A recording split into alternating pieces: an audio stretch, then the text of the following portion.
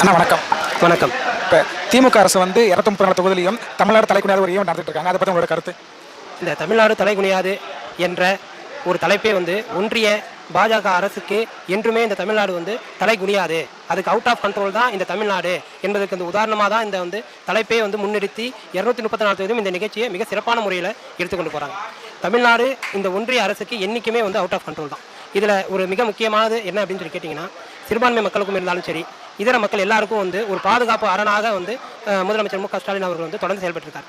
எல்லா தொண்டரும் வந்து அவரை தலைவராக ஏற்றுக்கலாம். ஆனால் இன்னைக்கு இந்தியா கூட்டணியில் அவரை வந்து தலைவராக வந்து முன்னிறுத்தி ஏகப்பட்ட தலைவர்கள் வந்து என்ன பண்ணுறாங்க, இன்னைக்கு வந்து முன்னிறுத்தி அவர் வந்து இந்தியா கூட்டணிக்கு வந்து தலைவராகணும் அப்படின்னு சொல்கிறாங்க. தொண்டர்கள் தலைவனை நம்ம தலைவன் அப்படின்னு சொல்லி ஏற்றுக்கலாம். ஆனால் எல்லா மாநிலத்தில் வெவ்வேறு கட்சியை சேர்ந்த தலைவர்களே இவர் வந்து தலைவராக இருக்கணும் அப்படின்னு சொல்கிறதெல்லாம் வந்து அது ஒரு சிறிய ஒரு இதுவாக எடுத்துன்னு போக முடியாது. அது ஒரு மிகப்பெரிய வந்து விஷயம். அந்த அடிப்படையில் இந்த தமிழ்நாடு தலைகுனியாது என்ற ஒரு மகத்தான அந்த தலைப்பு வச்சுட்டு எடுத்துகிட்டு போகிறது, அந்த தலைப்புக்கான சரியான முதல்வராக வந்து தளபதி அவர்களை வந்து நாங்கள் பார்க்குறோம்.